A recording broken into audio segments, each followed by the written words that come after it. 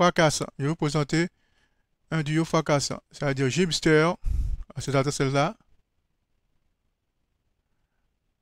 et Badasso. Donc on y va. Alors, Gipster permet de créer à partir d'une interface UML. Voilà. Vous pouvez créer la partie, le back office et le front office. Donc c'est ça l'idée. Donc il y a un exemple. Là c'est le back office qui est en Java à ces adresses-là. Donc je l'ai lancé à partir de NetBeans. Voilà. Donc voici l'interface. Donc, donc vous avez des entités. Là, il y a là. Donc c'est comme si une gestion de compte. Un compte et vous avez les opérations. Donc bien sûr, vous pouvez créer un compte.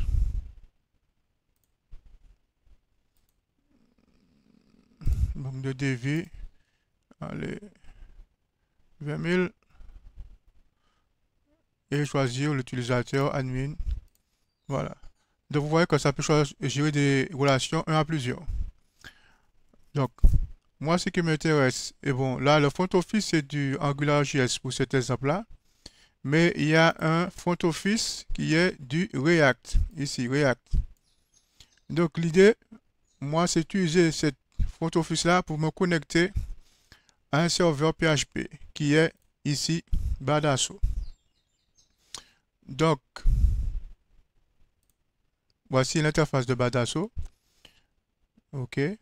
Vous vous connectez à l'interface à cette adresse-là. Quand après vous lancez le serveur Badasso Dashboard. Donc, vous pouvez là, je crée une table personne. Pour créer les tables, c'est Database Management.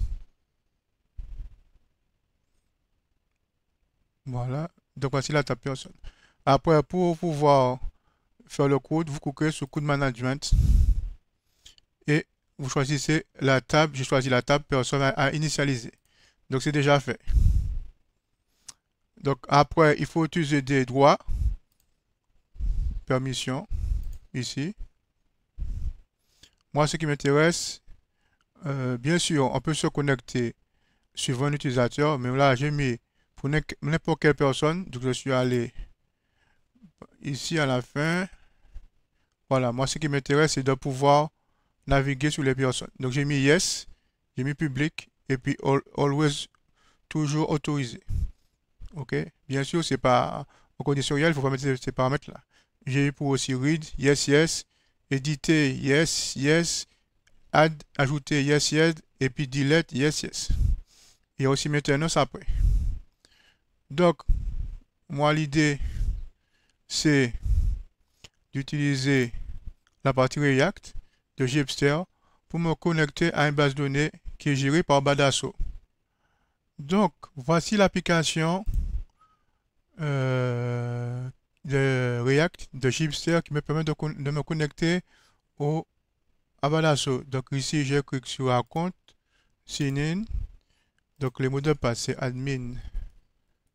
Admin. Voilà. Donc ici, je vais sur entité. Donc, j'ai ajouté une entité personne.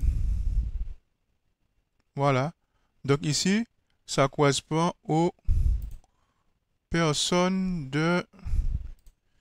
qui sont sur le back-office de PHP, de Badasso. ABCD et puis CSC 120. Voilà. Donc ici, vous voyez, vous pouvez voir, éditer. Donc un petit erreur, on dirait.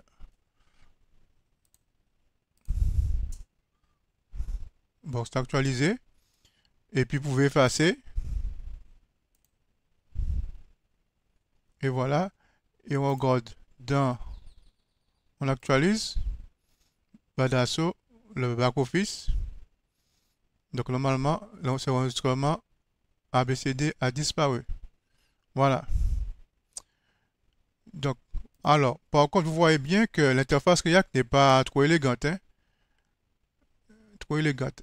Donc, c'est pour ça que j'ajoute un nouveau élément qui s'appelle filament, qui permet de créer, bien sûr, dans le même style que Gipster, vous pouvez créer euh, le back-office, non, c'est surtout le back-office. Mais l'idée, c'est de récupérer le back-office. Donc, il y a un exemple là, admin panel, et puis doigt. Vous voyez? Donc, c'est un tableau de bord. Vous avez bien sûr des éléments, un beau tableau blanc avec de beaux tableaux, un élément de recherche. Par exemple, ici, j'ai fait recherche sur le consommateur Amelia. Am- Amalia. Voilà. Bien sûr, vous pouvez gérer des produits, ajouter des produits. Donc, il y a des éléments qui sont déjà à disposition, qui sont très intéressants et qui gèrent des relations un à plusieurs. Bon, la seule difficulté, c'est que si on regarde bien, ces deux composants web, on dirait que ça utilise pour filament. Donc, maintenant, je reviens. Comment j'ai fait pour construire cette interface-là? Eh bien, c'est pas compliqué. Si on regarde bien ce que j'ai fait, je suis allé dans le code. Gipster, c'est un peu l'application Airman. Et j'ai fait juste un copier-coller de, par exemple, banque à compte. Voilà, j'ai copié et j'ai collé et j'ai modifié le code.